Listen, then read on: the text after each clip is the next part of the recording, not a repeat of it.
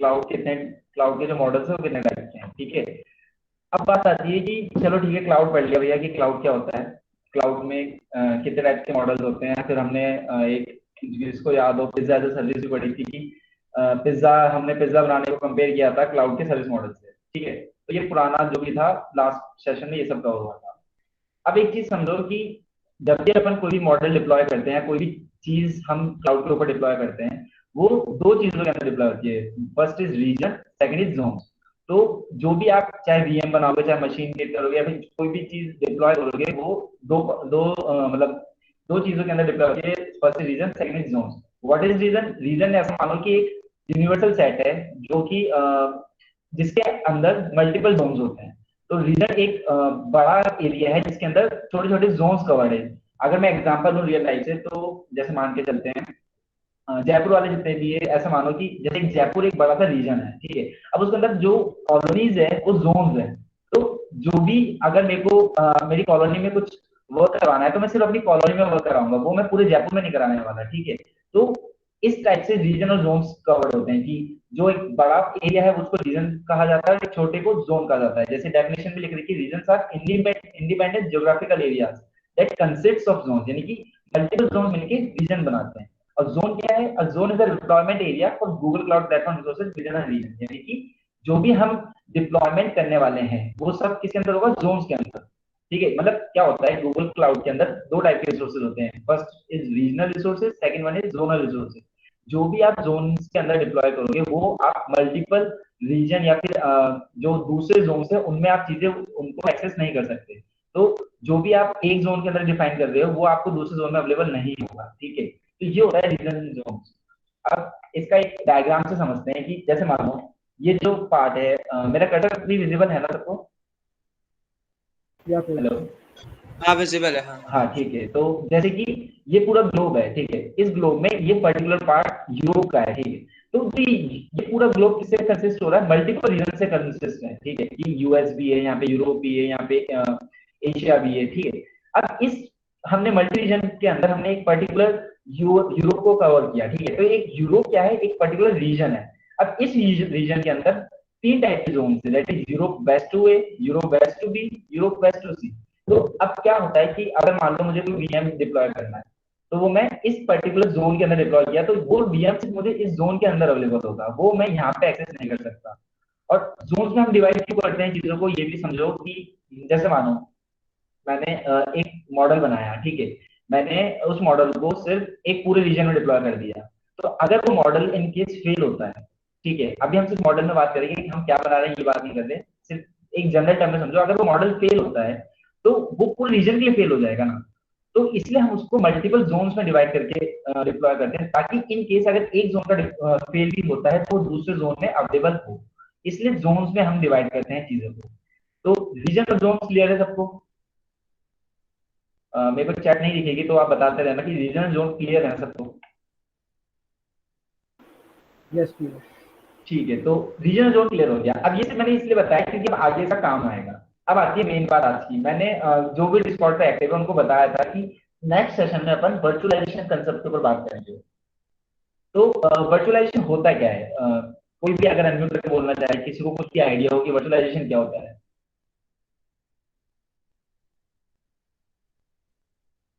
कोई भी चैट देख लेता हूँ एक सेकंड।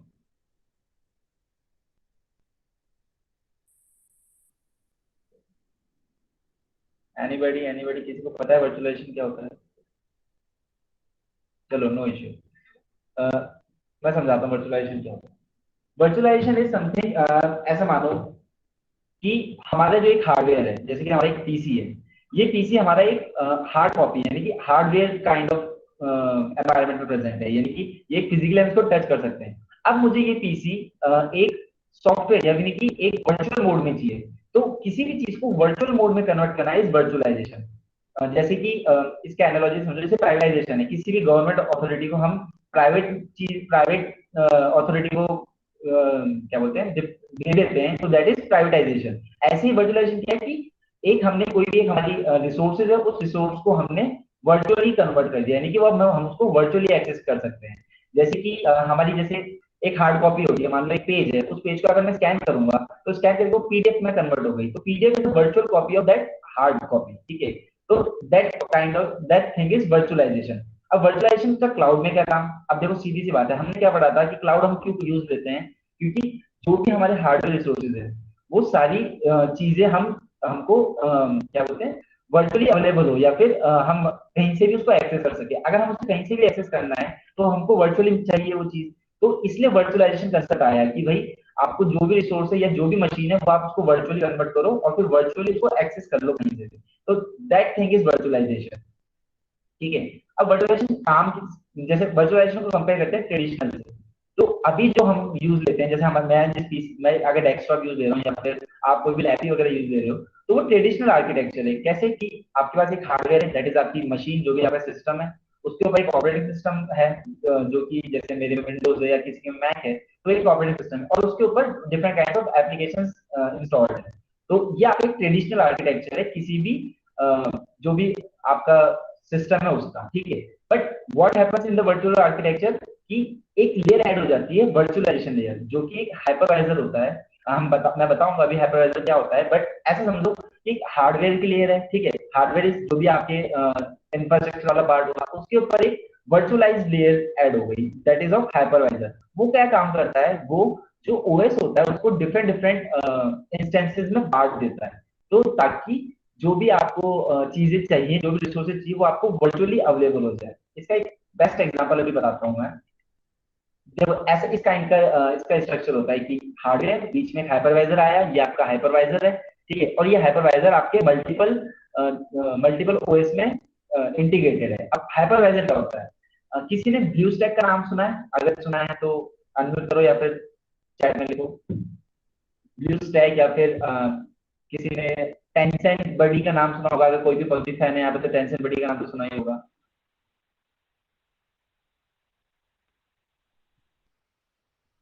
अभी क्या, अगर चैट आ रही है तो मुझे बताते रहना, मेरे को देखनी होगी। हाँ पीयूष, ध्रुव ने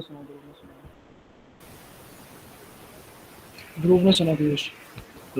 ओके चलो। तो देखो उसको जो होता है ब्लू स्टैक जो होता है या फिर जो भी टेंशन बढ़ी है, वो एक इम्यूलेटर है। अब इम्यूलेटर क्या होता है? इम्यूलेटर इज समथिंग कि मानो आपका एक एंड्रॉइड है, उस एंड्रॉइड को आपको आपके पीसी में चलाना है, ठीक है। या फिर आपने अगर फोन में भी कभी एक पीएसपीपी करके एक एप्लीकेशन आती है, जो आपको आपकी जो प्ले स्टेशन वाले गेम्स होते हैं उनको आपके फोन में आप उसको फोन में खेल सकते हो। तो वो भी एक काइंड ऑफ इम्यूलेटर है। ऐसे ब्लू स्टैक भी एक इम्यूलेटर है। वो करता क्या है, वो आपका जो भी आपका एंड्रॉइड है उसको आपके पीसी में अवेलेबल करवा देता है। तो होता क्या है कि आपका पीसी एक हार्डवेयर है, ठीक है। उस हार्डवेयर के ऊपर आपने एक hypervisor, that is that emulator, that blue stack, वो आपने इंस्टॉल किया, और उस ब्लू स्टैक के अंदर आपकी जो भी एंड्रॉइड एप्लीकेशन है वो उसके अंदर इंस्टॉल्ड है।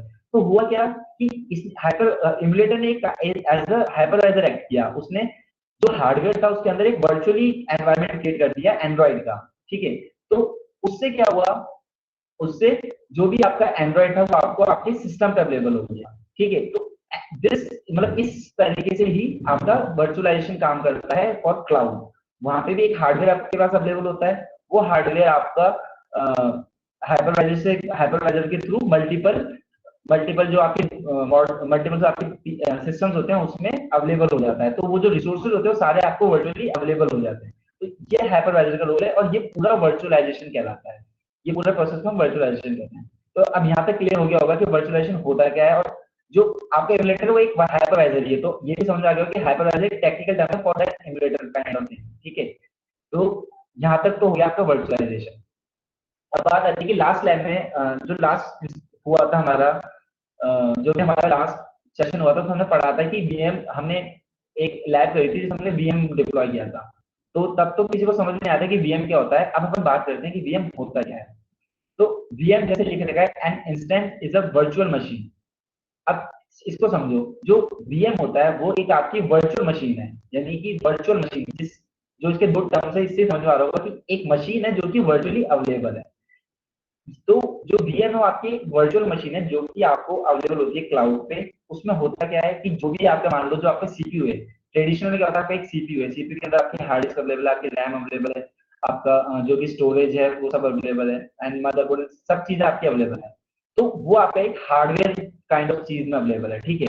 बट क्लाउड में क्या होता है या फिर वर्चुअलाइजेशन प्रोसेस में क्या होता है, यही चीज आपकी वर्चुअली अवेलेबल होती है कि आपके पास एक मशीन होगी, जिस मशीन के अंदर आप डिफाइन करोगे कि हार्ड डिस्क कितनी है, आप डिफाइन करोगे कि रैम कितनी है, आप डिफाइन करोगे कि वो कितने कोर की है। अगर किसी को थोड़ा बहुत पता हो प्रोसेसर्स के बारे में, तो जैसे डुअल कोर प्रोसेसर आते हैं, क्वाड कोर प्रोसेसर आते हैं, ऑक्टा कोर आते हैं, तो कितने कोर का आपका प्रोसेसर होने वाला है, और कितने कैसी किस टाइप की आपकी मशीन, किस सीरीज की आपकी मशीन होगी, ये सब हम उसमें बनाते हैं। यानी कि हम एक जो मशीन है उसको प्रॉपर जीरो से लेकर वहां पे हम डिप्लॉय करते हैं, वहां पे हम बनाते हैं। तो virtual machine is kind of machine that is available virtually. ठीक है, और ये होता कैसे है, ये थ्रू द कंप्यूट इंजन होता है। अब कंप्यूट इंजन क्या है, कंप्यूट इंजन हमने जैसे पिछली बार पढ़ा था कि तीन टाइप के सर्विस मॉडल्स होते हैं, IaaS, PaaS and SaaS. IaaS is infrastructure as a service, PaaS is platform as a service and SaaS is a software as a service. तो आईएएस क्या था कि आपके पास इंफ्रास्ट्रक्चर अवेलेबल है, उस इंफ्रास्ट्रक्चर में हमने जैसे सर्विस में समझा था कि भाई आपके पास सारे रिसोर्सेज अवेलेबल है, सारा मटेरियल जो कि खाने पीने का मटेरियल है, यानी कि ब्रेड, सॉस या फिर जो भी पिज्जा जैसे वो आपके पास अवेलेबल है, बट आप उसको बना नहीं सकते। ठीक है, क्योंकि आपके पास मतलब उसका करना क्या है वो आपके ऊपर है, आपको ये प्रोवाइड करा दिया, उसका करना क्या है वो आपके ऊपर है। इस काइंड का ही ये कंप्यूटर इंजन होता है। कंप्यूटर इंजन जो आपका वीएम्स है उनको डिप्लॉय करने के लिए हेल्पफुल होता है। तो दैट इज सेकंड, जैसे सेकंड पॉइंट लिख रखा है कि it is helpful in deploying highly stable और high performance VM that is virtual machine. Virtual machine क्या होती है, अभी मैंने आपको बताया कि मशीन जो कि वर्चुअली अवेलेबल है। ठीक है, तो computer engine is just a infrastructure जो प्रोवाइड करा रहा है आपको रिसोर्सेज से टू डिप्लॉय योर वीएम। यानी कि अगर मान लो हमको बूट डिस्क, हमको रैम चाहिए हमारे वर्चुअल मशीन में, तो हमको वो रैम कहाँ से मिलेगी, वो हमको रैम कंप्यूटर इंजन से मिलेगी। या फिर हमको स्टोरेज चाहिए, वो स्टोरेज हमको कंप्यूटर इंजन से मिलेगी। तो computer engine is acting as a infrastructure for our VMs. ठीक है, तो ये हो गया आपका कंप्यूटर इंजन का। अब वीएम कैसे डिप्लॉय करते हैं, मतलब वीएम हमने पढ़ा कि वीएम होता है, ठीक है, वर्चुअल मशीन को वीएम कहते हैं, लेकिन उसको हम बनाते कैसे हैं क्लाउड में प्रैक्टिकली हम बनाते कैसे हैं। तो उसके तीन मेथड होते हैं। पहला कंसोल से, आगे मैं बताऊंगा कैसे होता है। Second one is command line and third one is rest API. तो एक चैट में लिंक शेयर होगा अभी, उसमें चलते हैं। पहले शेयर हो गया चैट में,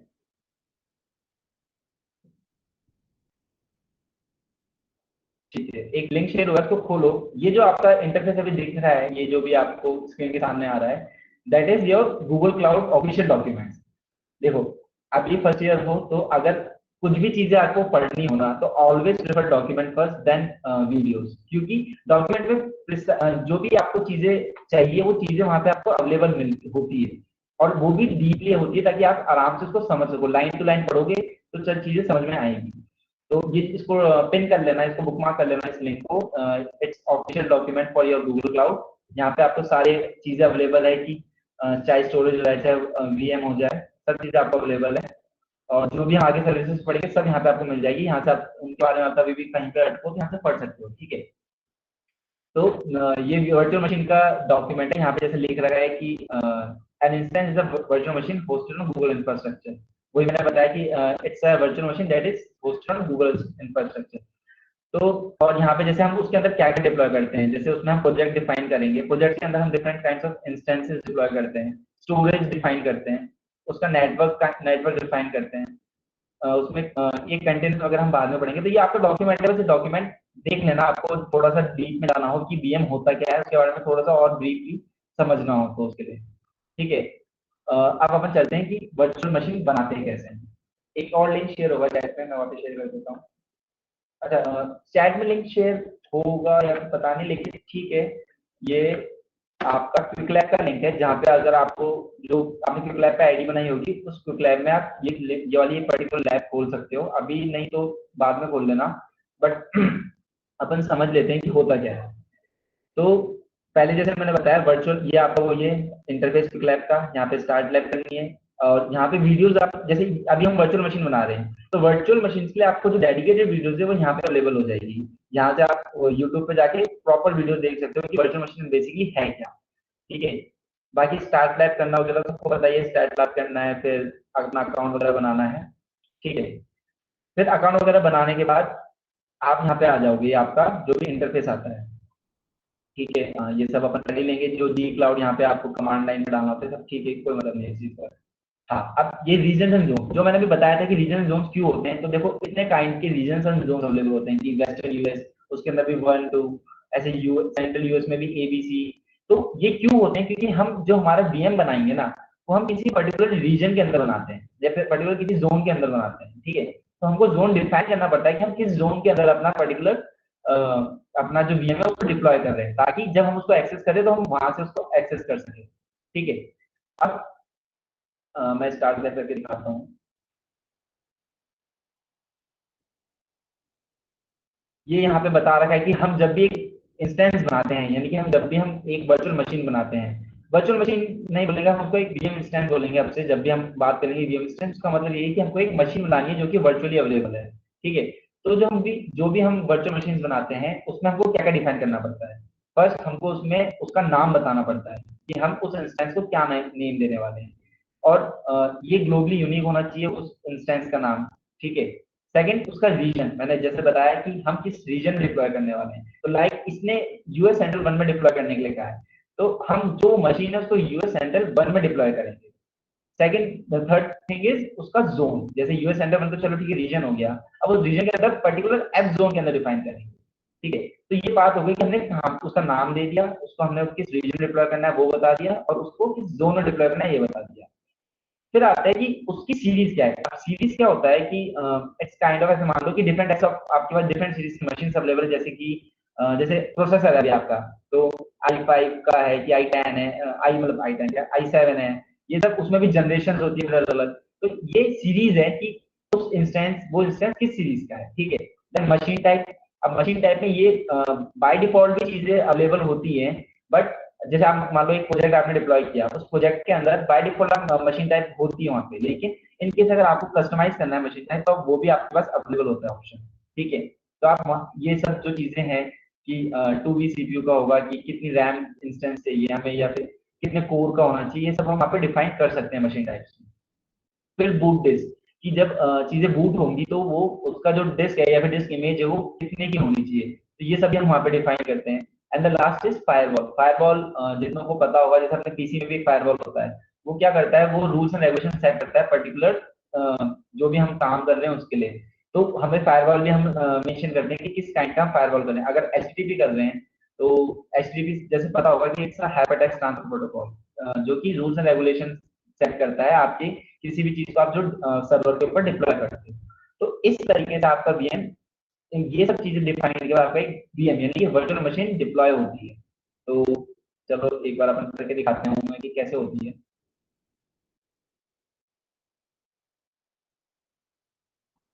ये यहाँ पे यूजर नेम आपको कॉपी करना होगा, password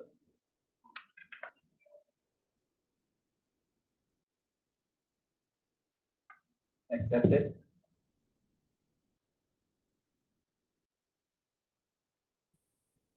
and it's your cloud platform जो जहाँ पे सारा काम होता है। ये जो भी आपका गूगल सर्च इंजन है, यूट्यूब है या फिर गूगल ड्राइव है, सब इस चीज के ऊपर काम कर रही है। ये क्लाउड गूगल क्लाउड प्लेटफॉर्म जो है इसी के ऊपर सब चीजें डिप्लॉयड है। ठीक है, अब यहाँ पे परमिशन मांगेगा, उसका अगेन कंटिन्यू करते हैं।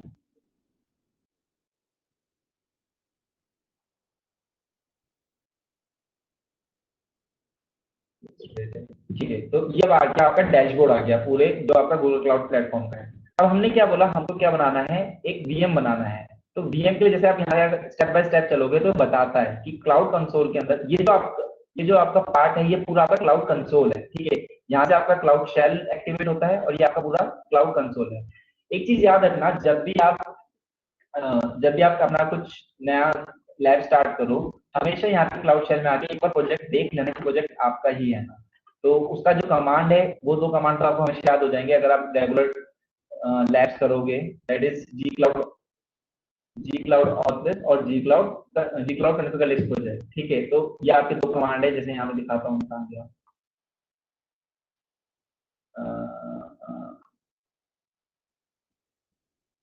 या G cloud authless and G cloud configure exposure, ये आपके दो कमांड है बेसिकली, जो बताते हैं कि आपका ही प्रोजेक्ट डिप्लॉय है ना। जैसे कि अभी मैंने जी क्लाउड ऑथलेस डाला, यहाँ पे ऑथराइज करना है।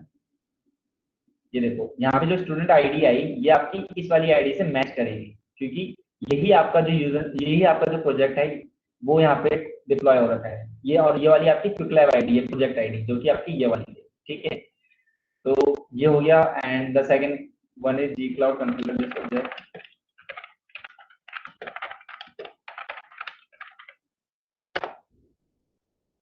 ये आपका प्रोजेक्ट डिफाइन हो गया कि आपका ये प्रोजेक्ट है, ठीक है। अब इसको हम मिनिमाइज कर देंगे। अब हमें मेन बात है कि वीएम कैसे क्रिएट होता है। तो ये आपका नेविगेशन मेन्यू है। इस नेविगेशन मेन्यू में आप जब जाओगे तो यहाँ पे आपको कंप्यूट करके एक पैनल दिखेगा। इस कंप्यूट, ये हमने पढ़ा कि कंप्यूट इंजन क्या होता है। कंप्यूट इंजन के अंदर आप different type of instances deploy कर सकते हो। एंड यहाँ पे आपको पहला ही ऑप्शन मिलेगा वीएम इंस्टेंस का, which is your virtual machine instances, ठीक है। इस पे क्लिक करोगे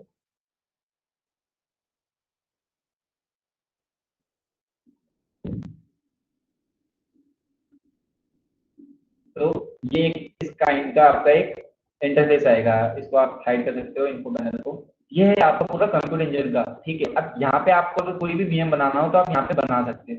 ये आपका ऑप्शन क्रिएट इंस्टेंस का।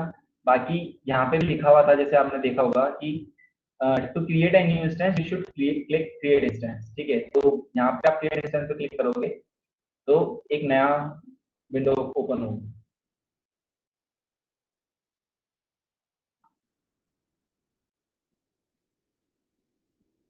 और जो भी लैब्स कर रहा है उसको मैं बता दूं कि इन दोनों थोड़ी सी क्योंकि लैब में प्रॉब्लम्स आ रही है, तो इनकेस अगर आपका कहीं भी भटकता है तो नो इशू, वो आपकी अपने आप बाद में सही हो जाएगी। तो उसका टेंशन मत लेना कि भाई मेरी लैब अटक गई या फिर मेरा कोर्स नहीं होगा, ठीक है। अब देखो मैंने जैसे बताया था, यहाँ पे आपको नेम डिफाइन करना पड़ेगा, फिर रीजन डिफाइन करना पड़ेगा, देन जोन, ठीक है। अब ये बाय डिफॉल्ट वाला अपने आप आया है कि उसने सीरीज भी टू मान ली, मशीन टाइप भी अपने आप डिफाइन कर लिया, उसका वर्जन भी अपने आप डिफाइन कर लिया, ठीक है। ये सब बाय डिफॉल्ट वाला है। अब हम इसमें अपने हिसाब से डिफाइन करेंगे। अब यहाँ पे उसने बता रखा है कि हमारा जो नेम होना चाहिए वो जीसीई लैब का होना चाहिए, तो यहाँ पे आप नेम डाल देना। फिर यहाँ पे रीजन आपको डिफाइन कर देना है, ठीक है। फिर यहाँ पे जोन डिफाइन कर देना है। ऐसे ही जो जो यहाँ पे बता रखा है ये सब आप डिफाइन करते जाओगे। जैसे कि सीरीज है तो ये सीरीज है, यहाँ पे आपको एन वन सीरीज मिल जाएगी। जैसे कि ये आपकी N one series, that is first generation series. तो ये आपने डिफाइन कर दी। अब जैसे आपने एन वन सीरीज डिफाइन करी, ये अपने आप यहाँ पे आ गया कि वी वन वी सीपीयू या फिर मेमोरी 3.75 जीबी। तो अब यहाँ पे अगर आपको 2 वी सीपीयू चाहिए तो यहाँ पे आपको अलग अलग मशीन बतानी पड़ेगी कौन से स्टैंडर्ड का है, ठीक है। देन बूट डिस्क वगैरह अपने आप हो जाएगी। यहाँ पे ये रहा आपका बूट डिस्क, ये रहा आपका बूट डिस्क। ये अपने ऑलरेडी बाय डिफॉल्ट 10 GB है और हमको रिक्वायर्ड भी 10 GB वाली ही थी, ठीक है। Last one is your firewall. अब फायरवॉल में हमने बोला था कि हमको अलाउ करना है एचटीटीपी ट्रैफिक, दैट इज, तो यहाँ पे हम अलाउ कर देंगे। तो ये यहाँ पे इस सबको जब जैसे आप डिफाइन करोगे और क्लिक क्रिएट करोगे तो ये आपका पूरा जो वीएम है ये डिप्लॉय हो जाएगा। अब ये वीएम क्या हुआ, ये आपकी मशीन डिप्लॉय हो गई, यानी कि आप मेरा जो सिस्टम है वो मेरे को वर्चुअली अवेलेबल है। अब मैं चाहूँ तो इसके ऊपर अपनी वेबसाइट डिप्लॉय कर सकता हूँ या फिर कोई भी सर्वर होस्ट कर सकता हूँ इसके ऊपर, ठीक है। तो जैसे कि इस लैब में जो फर्स्ट लैब है आपकी, इसमें आप आगे करोगे कि इसमें लेकिन सर्वर डिप्लॉय करोगे, मतलब इसके ऊपर होस्ट करोगे। तो नेगेटिव सर्वर डिप्लॉय करने के लिए आपको एसएसएच करना पड़ता है। एसएसएच क्या होता है, तो उसको बेसिकली इतना सा समझो। एसएसएच जो सिक्योर्ड शेल, ठीक है, दैट इज कि अगर आपको एक क्रिप्टोग्राफिक नेटवर्क है, अगर आपको मान लो आपकी मशीन के ऊपर कोई भी सर्वर चाहिए तो आपको थ्रू एसएसएच वो आपको अपने मशीन के ऊपर लाना पड़ेगा या इंस्टॉल करना पड़ेगा। तो एसएसएच नथिंग बट एक मेथड है ताकि आप उसको, आपका जो भी सर्वर है जो कि पब्लिकली अवेलेबल है उसको आपकी पर्टिकुलर प्राइवेट वीएम के ऊपर इंस्टॉल कर सको। तो ये सब जो चीजें होंगी ये आपकी एसएसएच टर्मिनल के अंदर होगी। वहां पे ऑप्शन आता है जैसे मैं दिखाता हूँ। जब आपका डिप्लॉय हो जाएगा वीएम तो ऐसा आएगा, ठीक है। ये ग्रीन टिक जब तक नहीं आया तब तक आपका वीएम डिप्लॉय नहीं हुआ है, ठीक है। तो जब तक ये ग्रीन टिक नहीं आता आपको वेट करना है। ग्रीन टिक आने में थोड़ा सा टाइम लगता है क्योंकि पीछे चीजें अंडर प्रोसेस होती है। तो वो चीजें जब आपकी पूरी सेट हो जाएगी यहाँ पे आपका ग्रीन टिक आ जाएगा और ये आपको एक आपका वीएम डिप्लॉय हो चुका होगा। तो ये क्या बता रहा है कि आपका एक जीसीई लैब करके आपका एक वीएम डिप्लॉय हुआ है जो कि जोन, जिसका जोन है यूएस सेंट्रल 1 एफ, ठीक है। एंड उसका इंटरनल आईपी ये है, एक्सटर्नल आईपी है। जब आप इसका ग्रीन टिक आ जाएगा तो यहाँ पे आपको एक एसएसएच का ऑप्शन मिलेगा जिसके थ्रू आप एसएसएच टर्मिनल में चले जाओगे और फिर वहां पे आपको ये वाले कोड रन कराने हैं ताकि आप एक जो आपका नेगनेस सर्वर है इसको आप वहां पे इंस्टॉल कर सको। And it's just nothing, it's a public server जो कि आप आपके प्राइवेट वीएम के ऊपर इंस्टॉल कर रहे हो। ठीक है, ये हो गया आपका पूरा वीएम। अब किसी को भी कोई भी ये मैंने एंड लैब अभी कर दिया क्योंकि मैंने ऑलरेडी लैब कर रखी है, तो बट आपको तब तक नहीं करना जब तक आपकी यहाँ पे पूरे 100 आउट ऑफ 100 नहीं होता है। ठीक है, अब किसी को कोई डाउट है तो अभी यहाँ तक तो बताओ, किसी को भी कोई भी डाउट? बहुत ज्यादा हो गया तो ये भी बता दो, ज्यादा ज्यादा है सर के ऊपर, ज्यादा ज्यादा।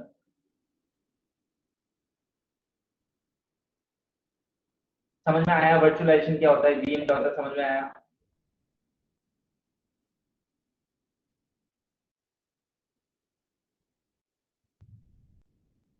गौतम ने बोला लाइक क्लाउड गेमिंग, हाँ cloud gaming, yes Gautam, cloud gaming is another thing. अच्छा मुझे बताओ, क्लाउड गेमिंग किसने करी है कभी? स्टेडिया का नाम सुना है किसी ने?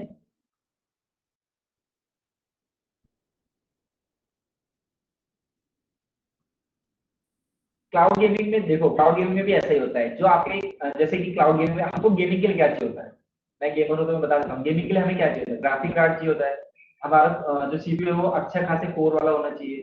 ठीक है, और फिर हमें अच्छी खासी रैम चाहिए।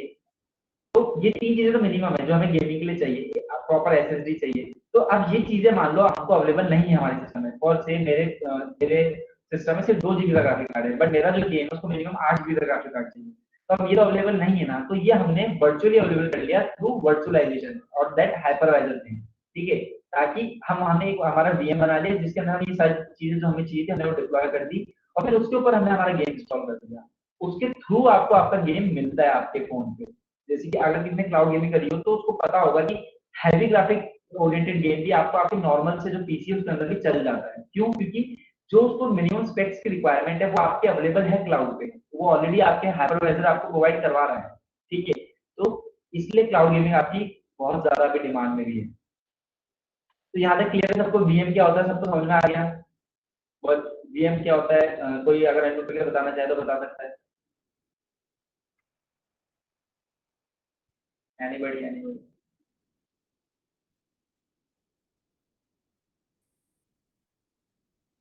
चलो कोई ना, तो हमको समझ में आ गया वीएम क्या होता है। ठीक है, अब जो क्लाउड है वो बेसिकली हमने जो हमको अभी तक पता था क्लाउड होता क्या है। क्लाउड इज योर स्टोरेज, हमने जो स्टार्टिंग में पढ़ा था कि क्लाउड हमारी स्टोरेज होती है। ठीक है, तो क्लाउड स्टोरेज जो होती है अब उसके बारे में थोड़ा सा पढ़ते हैं।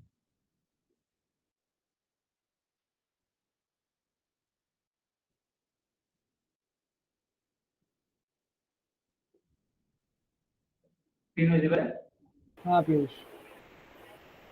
ओके, तो अब क्लाउड स्टोरेज के बारे में पढ़ते हैं। देखो, जो क्लाउड है ना, क्लाउड स्टोरेज भी आपकी बेसिक जो आपकी लोकल डिस्क वाली स्टोरेज होती है जो आपके पीसी में है उसके जैसे ही होती है, बस डिफरेंट क्या होता है, जैसे वहां पे आपके फोल्डर्स होते हैं, यहाँ पे आपके ऑब्जेक्ट्स होते हैं। ठीक है, और उस ऑब्जेक्ट्स के अंदर आपकी पर्टिकुलर फाइल होती है। तो जैसे कि पहले क्लाउड स्टोरेज को अपन लोकल डिस्क स्टोरेज से कंपेयर करते हैं।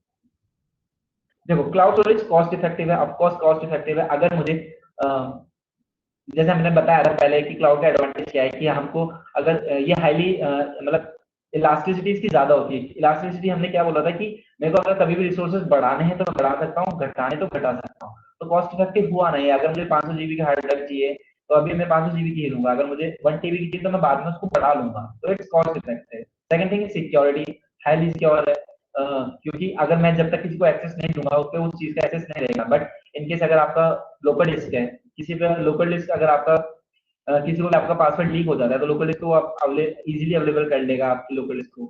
थर्ड वन इज एक्सेसिबिलिटी, जो हमने पढ़ा था कि एक्सेसिबिलिटी क्या है, हम कहीं से भी एक्सेस कर सकते हैं क्लाउड स्टोरेज की। आपकी जो गूगल ड्राइव है वो आप कहीं से भी देख सकते हो ना, आपका जो इंस्टाग्राम है उसके अंदर जो भी आपकी चीजें आपने पोस्ट कर रखी है वो आप किसी भी फोन से किसी भी डिवाइस से देख सकते हो उस चीज को।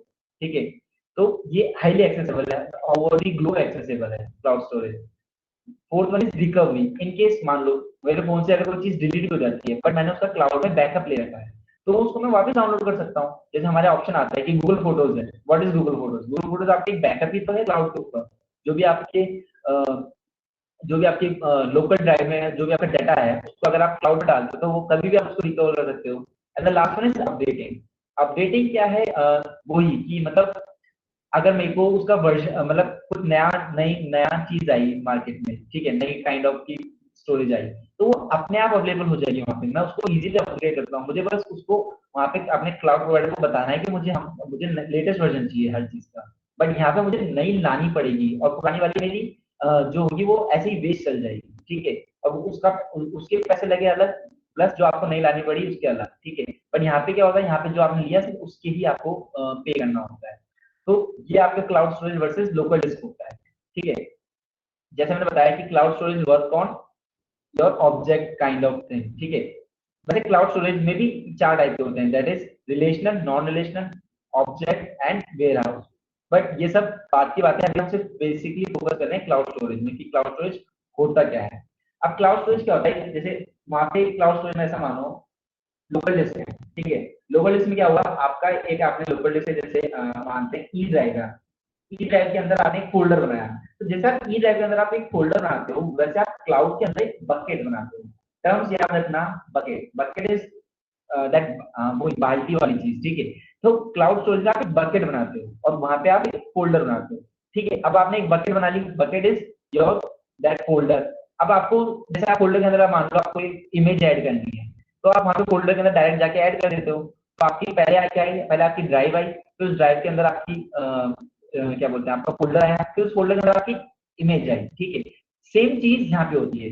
यहाँ पे क्या होता है, आपकी क्लाउड स्टोरेज है, क्लाउड स्टोरेज के अंदर आपका एक प्रोजेक्ट है, ठीक है। Project is your local list, project के अंदर आपने एक बकेट बनाई, बकेट इज योर फोल्डर, ठीक है। और उस फोल्डर के बकेट के अंदर आपने आपका क्या किया, एक इमेज डाली, दैट इज योर ऑब्जेक्ट, ठीक है।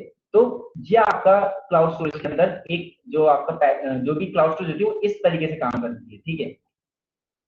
तो क्लाउड स्टोरेज, अब क्लाउड स्टोरेज की भी एक लैब है, मैं दिखा देता हूँ।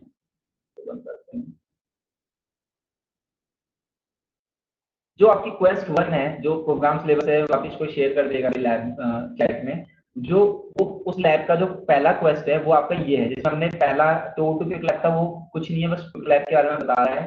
Second one is your creating a virtual machine, जो हमने पढ़ लिया कि वर्चुअल मशीन कैसे क्रिएट होती है, ठीक है। अभी हमने पढ़ा कि वर्चुअल मशीन हम क्या होती है और कैसे क्रिएट करते हैं, ठीक है। This is your nothing but cloud share, और इसके बारे में थोड़ा सा बता रखा है। अच्छा, इसमें बकेट का है नहीं, तो वो क्वेस्ट 2 में होगा बकेट वाला। एक सेकेंड,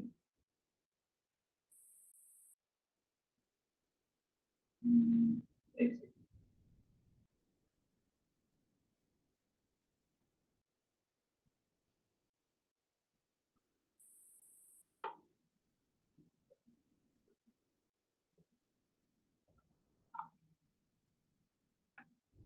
जब तक किसी को कुछ डाउट है तो पूछ लो एक बार, मैं निकालता हूँ जब तक।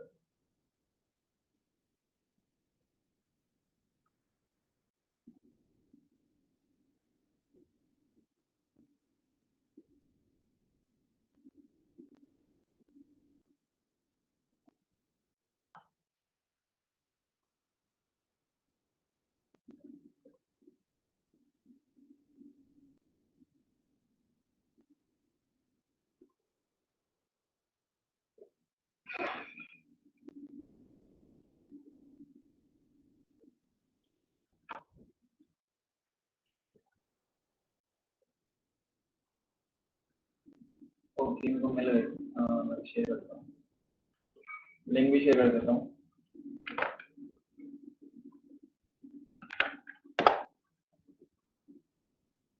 This is your link for that particular map.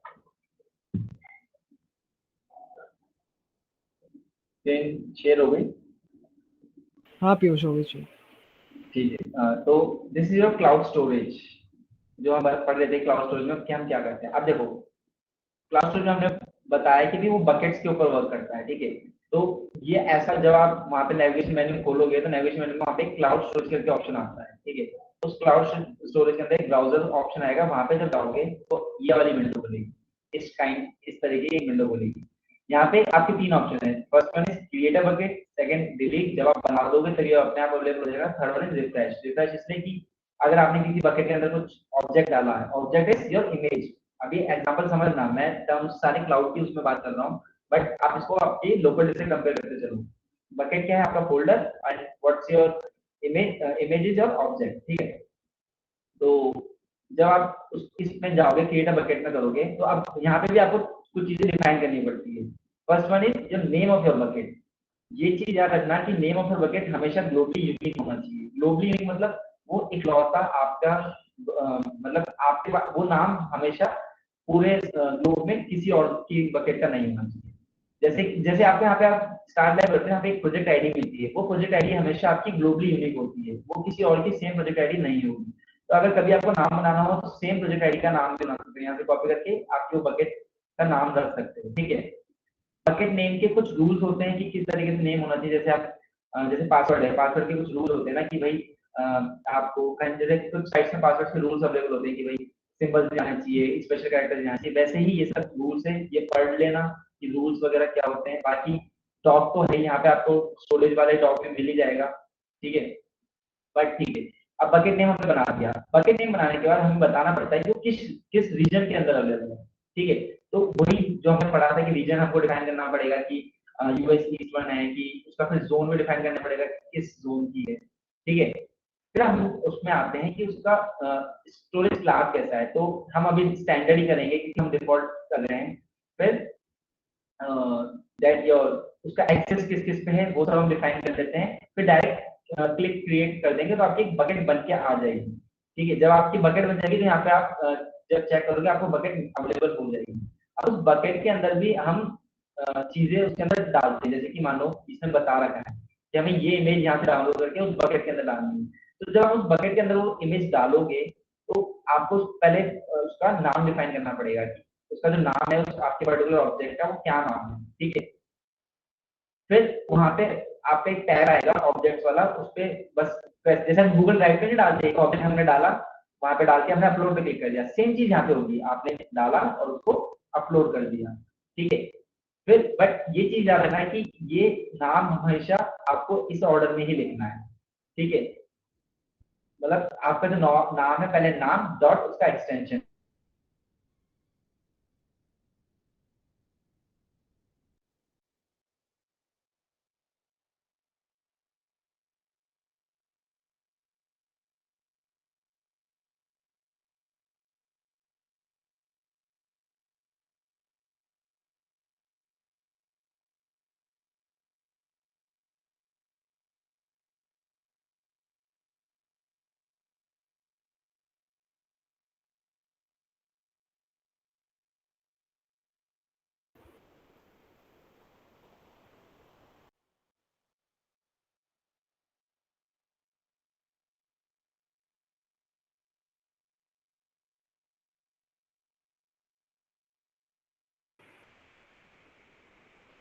I think Piyush कुछ नेटवर्क इशू हो गया है।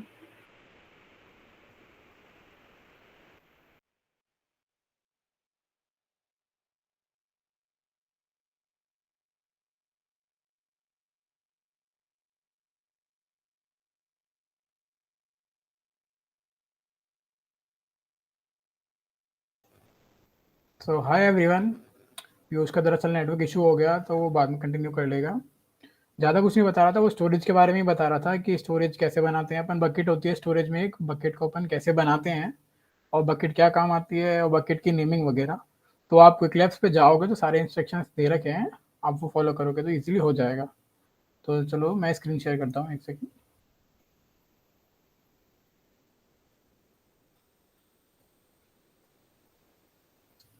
एक सेकेंड, स्क्रीन विजिबल हो गई। स्क्रीन विजिबल है मेरी? विजिबल है। हाँ। तो ठीक,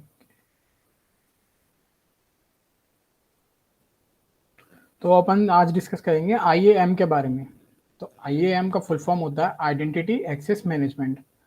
सो आइडेंटिटी का मतलब नॉर्मली क्या होता है? आइडेंटिटी मतलब किसी की पहचान, कि मेरी पहचान, मेरे को किस नाम से जाना जाता है या कुछ भी इसी बारे में। आइडेंटिटी मतलब पहचान।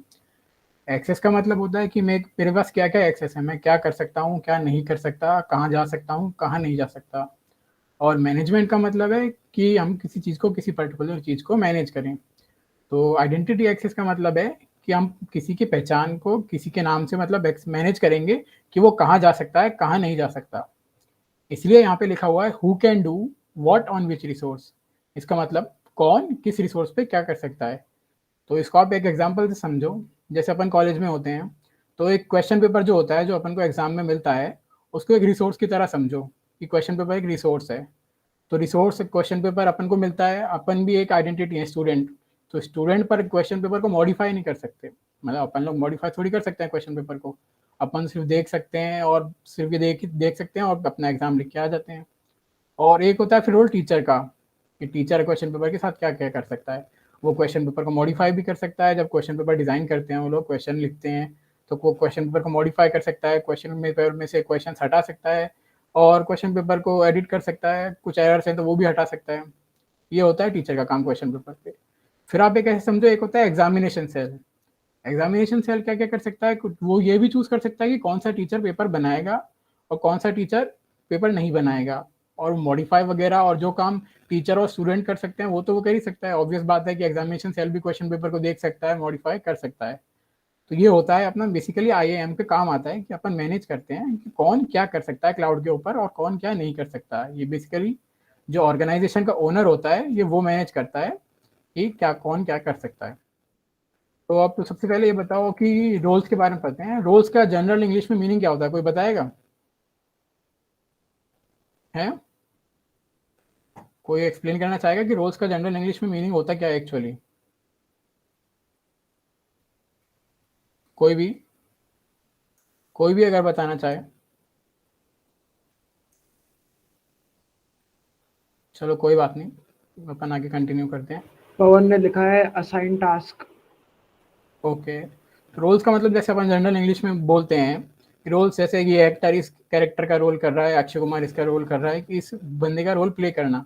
तो ऐसे क्लाउड में होता है, क्लाउड एक पर्टिकुलर पर्सन का, पर्टिकुलर ऑर्गेनाइजेशन के मेंबर में एक अपन यूजर को रोल देते हैं। तो रोल बेसिकली होता क्या है, इसको डेफिनेशन को देख लेते हैं। A role contains a set of permissions that allows you to perform specific actions on Google Cloud resources. Role जो होता है, रोल में एक सेट ऑफ परमिशन अलाउ करते हैं कि वो हाँ इस रिसोर्स को डिलीट कर सकता है, इस रिसोर्स को देख सकता है, इस रिसोर्स को मॉडिफाई कर सकता है। तो वो एक पर्टिकुलर रोल में ग्रुप कर देते हैं अपन, और उसको रोल को जो है यूजर को असाइन कर देते हैं। फिर यूजर उस रोल के थ्रू एक्सेस कर सकता है सारी सर्विसेज को मॉडिफाई कर सकता है। तो यही एक बेसिकली रोल होता है, क्योंकि अपन जो आईएएम में होता है वो डायरेक्ट परमिशंस नहीं देते यूजर को, अपन जो होते हैं रोल्स असाइन करते हैं यूजर को, तो रोल के थ्रू ही काम करता है। तो फटाफट पहले सब ये बता दो कि रोल समझ में आया क्या होता है, रोल और आईएएम समझ में आया, या किसी को कोई डाउट है इन दोनों चीजों में? किसी को कोई भी डाउट या कुछ भी? गाइस छोटा छोटा डाउट भी पूछ लेना। एक सेकेंड,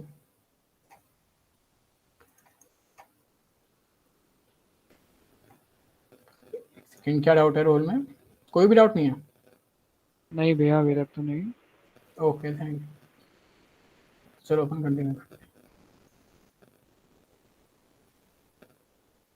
तो बेसिकली अपने पास क्लाउड में क्या है, 3 टाइप ऑफ रोल्स होते हैं, बेसिक, प्रीडिफाइंड और कस्टम रोल्स।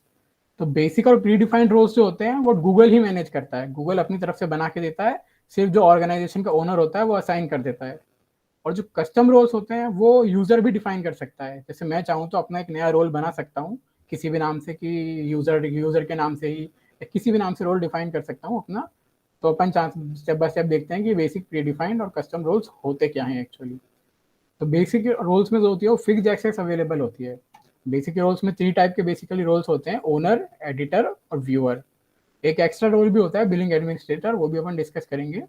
तो ये तीनों रोल्स गूगल अपनी तरफ से ही बना के देता है, इसको यूजर जो रोल्स है, यूजर इन रोल्स को मॉडिफाई नहीं कर सकता बिल्कुल भी, बस अपन इसको अलॉट कर सकते हैं। तो ओनर जो है वो इनवाइट भी कर सकता है मेंबर्स को अपनी ऑर्गेनाइजेशन में, वो चाहे तो मेंबर्स को हटा भी सकता है, प्रोजेक्ट्स को डिलीट भी कर सकता है, और बाकी सारे काम जो एडिटर और व्यूअर कर सकते हैं वो तो कर ही सकता है।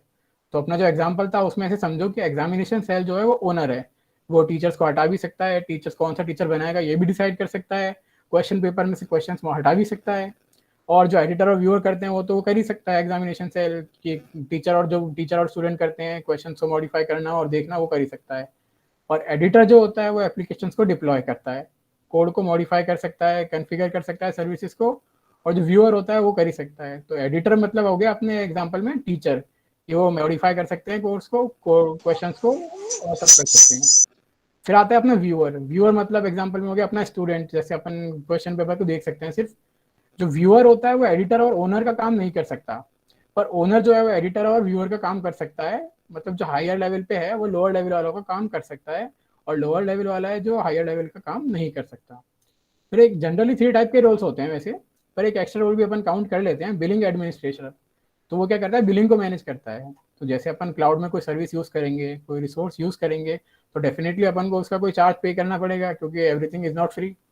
तो जो अपन चार्ज पे करेंगे वो बिलिंग एडमिनिस्ट्रेटर देखता है कि चार्ज का ओवर यूज ना हो जाए, कहीं एक्स्ट्रा चार्ज ना लग जाए, कुछ ना हो जाए। और वो जो है वो हर रिसोर्स के ऊपर एडमिन भी प्रोवाइड करता है, जिससे कि वो एडमिन देखे कि रिसोर्स का कोई ओवर यूजेज ना हो।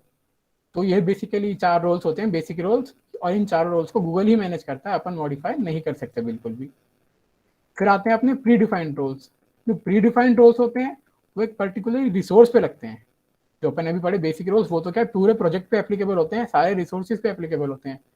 और जो प्री डिफाइंड रोल्स होते हैं वो एक पर्टिकुलर रिसोर्स पे लगते हैं, और इनको भी गूगल ही मैनेज करता है। इसमें सेट ऑफ परमिशन होती हैं एक, उसको अपन मॉडिफाई नहीं कर सकते, जो गूगल ने डिफाइन कर रखी है वही यूज करनी पड़ती है। जैसे एग्जांपल लो, जैसे अभी पीयूष ने बताया कि वर्चुअल मशीन के लिए हम कंप्यूट इंजन यूज करते हैं। तो कंप्यूट इंजन में ये वाली सर्विसेज जो होती हैं ये इंस्टेंस एडमिन के रोल को दे रखी होती हैं। जैसे जो इंस्टेंस एडमिन है वो कंप्यूट इंस्टेंस इसको, मतलब वीएम इंस्टेंस इसको डिलीट भी कर सकता है, उसको देख भी सकता है, उसका जो मशीन टाइप होता है N1 और ये सब जो भी पीयूष ने बताया वो भी सेट कर सकता है, उसको स्टार्ट भी कर सकता है, स्टॉप भी कर सकता है। मतलब जो जो परमिशन हमने दे रखी है वो कर सकता है। बस फर्क कितना होता है कि हम इन रोल्स को मॉडिफाई, इन परमिशन को मॉडिफाई नहीं कर सकते। फिर आते हैं अपन कस्टम रोल्स पे। जो जैसे बेसिक और प्री डिफाइंड जो कस्टम रोल्स थे उनको तो क्या गूगल ही मैनेज करता है। तो कस्टम रोल्स को अपन डिफाइन कर सकते हैं कि क्या क्या होता है, क्या क्या नहीं होता। जैसे ये मैंने ये रोल बनाया एक इंस्टेंस ऑपरेटर, गूगल ने नहीं बनाया, ये अपन यूजर ने डिफाइन किया, और यूजर की मर्जी है वो कौन कौन सी परमिशन देना चाहे। जैसे प्री डिफाइंड रोल्स में तो मशीन को टाइप सेट करने की और डिलीट करने की परमिशंस भी थी, पर मैं नहीं चाहता कि मैं जिसको परमिशन दूं वो डिलीट करे या टाइप सेट करे। तो मैं अपना एक कस्टम रोल बना के उसको अलॉट करूंगा, जिसमें सिर्फ देखने की, स्टार्ट और स्टॉप करने की परमिशन होगी, और कोई परमिशन नहीं होगी उसमें। तो यही बेसिकली काम होता है। आईएएम के 3 टाइप के रोल्स होते हैं, basic, pre defined, custom rules. Basic pre defined Google define करके देता है, और कस्टम रूल्स होते हैं वो अपन बनाते हैं। और कस्टम रूल्स इसलिए यूज करते हैं कि मान लो जो अपन को कोई सर्विसेज जो प्री डिफाइंड में दे रखी है वो नहीं देनी, तो अपन कस्टमर से तो कम कस्टम रूल्स का यूज करके वही रिसोर्सेज का परमिशन देते हैं। तो अब सबसे पहले ये बताओ, समझ में आ गया ये प्री डिफाइंड, बेसिक और कस्टम रूल्स होते क्या हैं एक्चुअली? सबको समझ में आ गया? कोई डाउट किसी को? गौतम का हो गया, कशिश का हो गया। ओके ओके, तो चलो कंटिन्यू करते हैं फिर।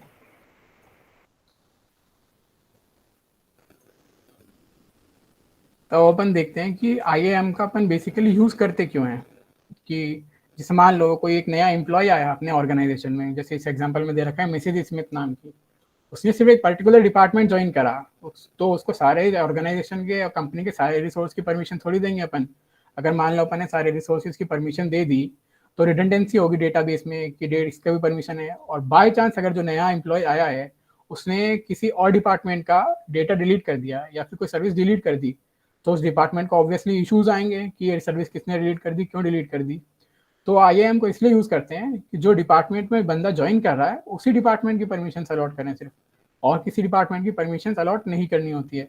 तो इसके लिए अपन एक यूज करते हैं प्रिंसिपल ऑफ लीस्ट प्रिविलेज।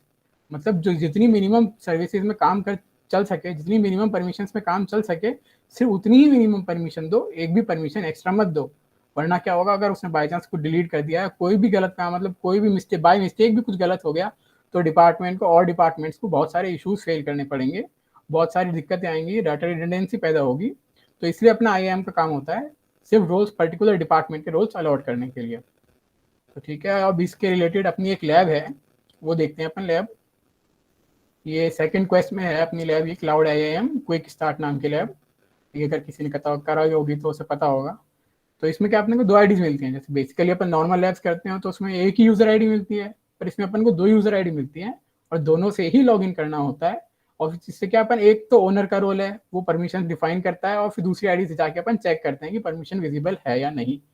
देखते हैं अपन ने इस लैब में क्या क्या करा है। सबसे पहले तो ये है कि बताता है कि आप ये रोल्स एक्सप्लोर कर लो, तो जिसने करी होगी वो करके देख लेना। और ये रोल्स बताता है बेसिकली, जैसे मैंने बताया, व्यूअर रोल होता है, एडिटर रोल होता है, ओनर रोल होता है। ब्राउजर वाले रोल पे अभी ध्यान मत दो क्योंकि वो थोड़ा एक्स्ट्रा हो जाएगा। तो अपन में बेसिकली इसको रोल्स एक्सप्लोर करने होते हैं। फिर अपन इसमें लैब में क्या करा है, एक बकेट बनवाई है, जैसे अभी पीयूष बता रहा था बकेट होती है, उसमें फाइल स्टोरेज करते हैं, फाइल को अपलोड कर देते हैं। तो एक बकेट बनवाई है अपन से, उसकी एक्सेस का अपन देखेंगे इसमें। उस पर एक फाइल भी अपलोड कर दी है। तो अभी जो यूजर नेम 2 है उसको व्यूअर की परमिशन दे रखी है। व्यूअर की परमिशन मैंने बताई, जो सिर्फ रिसोर्स को एक्सेस कर सकता है, कोई मॉडिफिकेशन नहीं कर सकता। तो बकेट की व्यूइंग की परमिशन अपन ने उसको दे रखी है। तो यूजर नेम 2 वाले कंसोल से जाके देखेंगे जब अपन, तो बकेट अपने को विजिबल होगी, और पर अपन उसमें कुछ भी मॉडिफिकेशंस नहीं कर सकते। फिर बाद में क्या करा है इसने, यूजर नेम 1 पे जो ओनर वाला रोल है उससे आके उसकी व्यूइंग परमिशन हटा दी कि अब उसके पास व्यूइंग परमिशन नहीं है। फिर दोबारा यूजर नेम 2 पे जाके जब अपन देखते हैं तो बकेट उसको विजिबल नहीं होगी, क्योंकि उसकी व्यूइंग परमिशन तो अपन ने रिवोक कर दी है, उसके पास कोई परमिशन है ही नहीं, तो परमिशन एरर आएगा। तो इसलिए अपन उसको परमिशन देते हैं, परमिशन दोबारा देनी पड़ेगी अपने को अगर उसको एक्सेस करानी है। तो इसे लिखा हुआ है कि यूजर नेम 2 की एक्सेस लॉस्ट हो गई है, तो विजिबल नहीं होगा और ये परमिशन एरर आ जाएगा।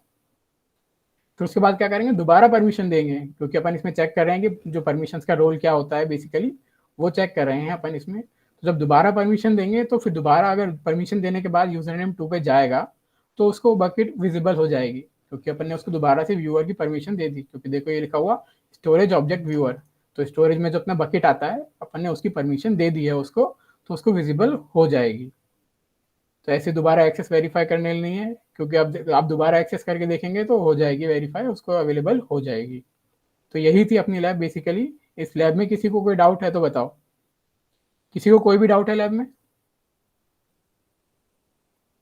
लैब से रिलेटेड कोई भी डाउट होगा? चलो ठीक है, फिर आगे चलते हैं।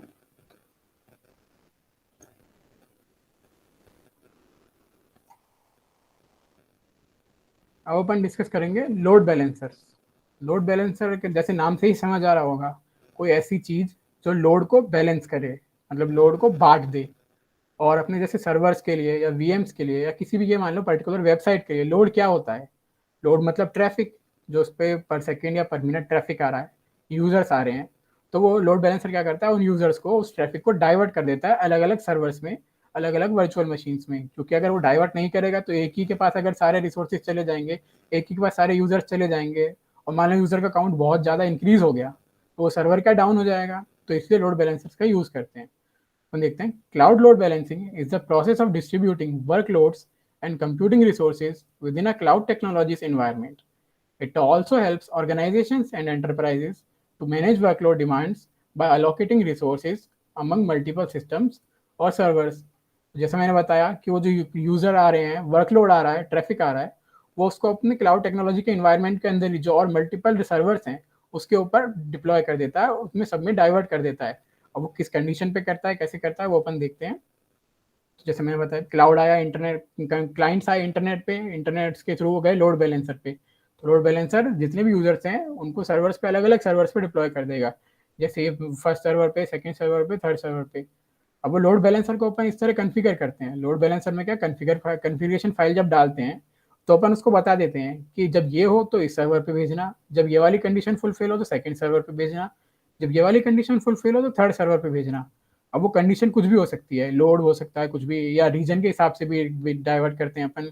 जैसे मान लो ये वाला सर्वर है यूएस में, सेकंड सर्वर है इंडिया में, थर्ड सर्वर है यूरोप में। अब मैं आया इंडिया से, तो उसने लोड बैलेंसर ने चेक कर दिया कि ये बंदा इंडिया से आया है, तो मुझे कहाँ डाइवर्ट करेगा, इंडिया वाले पे ही डाइवर्ट करेगा, ऑब्वियस बात है। इसलिए तो उससे क्या होगा, मेरे को वेबसाइट जल्दी एक्सेस कर पाऊंगा, मैं वो सर्विस है वो जल्दी एक्सेस कर पाऊंगा। और अगर यूएस वाले पे डाइवर्ट करेगा तो थोड़ी लेट, भले ही मिली सेकेंड्स का डिफरेंस आता है बिल्कुल, पर थोड़ा तो डिफरेंस आया ना, और ये थोड़ा सा डिफरेंस भी बहुत मैटर करता है। तो इसलिए काम आता है लोड बैलेंसर, कि अपने को सर्वर के रिसोर्सेज डिवाइड कर देता है। तो अब लोड बैलेंसिंग अपने को चाहिए क्यों? तो पहला पॉइंट है, users get a single global anycast IP address. जैसे इसमें अपन ने देखा अलग अलग सर्वर्स हैं, तो अपन अलग अलग सर्वर पे भी तो डायरेक्ट ट्रैफिक भेज सकते हैं, उसके लिए लोड बैलेंसिंग की रिक्वायरमेंट क्यों है अपने को? तो पर अपने को फिर अपन जैसे google.com खोलते हैं तो अपन ऐसे थोड़ी डालते हैं google.com/India, अपन तो सिर्फ google.com डालते हैं ना। तो लोड बैलेंसर यही काम करता है कि एक सिंगल आईपी एड्रेस पे ही सारे सर्वर्स को अवेलेबल करा देता है, और लोड बैलेंसर खुद आइडेंटिफाई करता है कि ये रिसोर्स से ये वाला बंदा कहाँ से आ रहा है, वो उसी सर्वर पे भेजता है फिर। इसीलिए क्या है, अपने को सिंगल आईपी एड्रेस में ही काम चल जाता है, तो हर सर्वर के लिए अलग आईपी एड्रेस अपने को नहीं रिक्वायर्ड होता। सेकेंड पॉइंट देखते हैं, 1 मिलियन रिक्वेस्ट पर सेकंड। अब जैसे अपन ने देखा 3 अलग अलग सर्वर थे, तो हर सर्वर की कुछ ना कुछ कैपेसिटी होती है कि हाँ वो 10,000 रिक्वेस्ट हैंडल कर लेगा, ये 1000 रिक्वेस्ट हैंडल कर लेगा, या कुछ भी जितनी भी लिमिट होती है वो। पर 1 मिलियन तो बहुत ज़्यादा हो गया। तो 1 मिलियन मान लो एक ही सर्वर पे चला जाए अगर, तो वो सर्वर तो क्रैश हो जाएगा क्योंकि इतनी रिक्वेस्ट को हैंडल नहीं कर पाएगा ऑब्वियसली। तो यही काम करता है लोड बैलेंसर। ये काम भी करता है कि जैसे मान लो एक सर्वर के पास काफ़ी सारी रिक्वेस्ट हो गई, तो दूसरे सर्वर पे डाइवर्ट करना शुरू कर देगा ट्रैफिक को, जिससे कि कोई रिसोर्स डाउन ना हो, कोई सर्वर क्रैश ना हो और वेबसाइट चलती रहे हमारी, सर्वर हमारा चलता रहे। और ये फिर थर्ड पॉइंट है, traffic goes to the closest point of the presence to the user that is nearest region. जैसे अभी मैंने बताया कि जो नियरेस्ट सर्वर होगा, जैसे मैं इंडिया से हूँ तो मुझे इंडिया वाले सर्वर पे ही भेजेगा वो, और किसी सर्वर पे नहीं भेजेगा वो। यही काम होता है उसका। और मैं ऑब्वियस सी बात है, अगर मैं अपने सबसे पास वाले सर्वर पे जाऊंगा तो लेटेंसी कम होगी। लेटेंसी मतलब कि कितनी लेट में एक्सेस कर पा रहा हूँ रिसोर्सेज को। तो यही काम होता है लोड बैलेंसर का। फिर अगला पॉइंट है प्रोटेक्ट्स फ्रॉम रीजनल फेलओवर्स। तो रीजन फेलओवर्स मतलब ये मानो कोई रीजन फेल हो गया अगर, तो इस रीजन में जो अमेरिका रीजन में डेटा है वो सारा तो ऑब्वियस बात है डिलीट हो जाएगा, सारी सर्विसेज डिलीट हो जाएंगी। पर मान लो सिर्फ एक ही रीजन में अगर अपने डिप्लॉय कर रखा है तो वो डेटा कंपनी के लिए लॉस हो जाएगा, फिर वो दोबारा रिकवर नहीं हो पाता, बहुत मुश्किल से रिकवर होगा। और अगर अपन मल्टीपल सर्विसेज मल्टीपल रिसोर्सेज में डिप्लॉय करके रखेंगे, तो अगर इससे ऑब्वियस बात है अगर यूएस वाला डिलीट हो भी गया तो अपने पास इंडिया और यूरोप में अवेलेबल होगा वो डेटा, तो अपन उसको दोबारा यूएस वाले पे ट्रांसफर कर सकते हैं, दोबारा एक्सपोर्ट कर सकते हैं। तो ये भी एक फायदा होता है, ये भी एक पर्क होता है लोड बैलेंसर का। और ऑब्वियस बात है अगर मल्टीपल रीजन्स में डिप्लॉय किया है तो उस डेटा की अवेलेबिलिटी ज़्यादा है। और जो लोड बैलेंसर है वो हमेशा हेल्दी बैकएंड्स पे डाइवर्ट करता है ट्रैफिक। जैसे मान लो कोई सर्वर में कोई इशू चल रहा है या कोई भी प्रॉब्लम आ रही है, तो ऑब्वियस बात है उसको ट्रैफिक नहीं भेजेगा, सिर्फ जो हेल्दी ट्रैफिक है, हेल्दी बैकएंड्स हैं, उसके ऊपर ही ट्रैफिक भेजेगा। वो बैकएंड्स एक कंडीशन के बेसिस पे ट्रांसफर करता है, लोड की कंडीशन के बेसिस पे कि लोड कहाँ से आ रहा है, और भी मल्टीपल कंडीशन होती है, इस बेसिस पे ट्रांसफर करता है। तो अब ये बताओ लोड बैलेंसिंग समझ में आया कि लोड बैलेंसिंग क्या होता है और अपन क्यों यूज करते हैं लोड बैलेंसिंग को? कोई भी डाउट है, एक चैट में डाउट है, एक सेकंड में देख लेता हूँ। लोड बैलेंसर सर्वर डाउन इसलिए हो जाता है, मान लो लोड बैलेंसर में ही कोई इशू आ गया। फेसबुक का तो खैर अलग रीजन था जो अभी डाउन हुआ था, वो आईपी एड्रेस और डोमेन नेम से रिलेटेड था, फेसबुक वाला ये लोड बैलेंसर से रिलेटेड नहीं था। पर अगर कोई भी सर्वर डाउन हो जाता है तो ये मान लो लोड बैलेंसर ही ढंग से काम नहीं कर रहा, या फिर लोड बैलेंसर में अपन ने जो कॉन्फ़िगरेशन लिखा है, जो कॉन्फ़िगरेशन डाला है, उस कॉन्फ़िगरेशन में किसी से एरर आ गया, कोई एरर आ गया, तो भी लोड बैलेंसर काम नहीं करता, तो इसलिए डाउन हो जाता है। और किसी को कोई डाउट समझ में आ गया? गौतम, जो डाउट था तुम्हारा, गौतम आर यू हियर?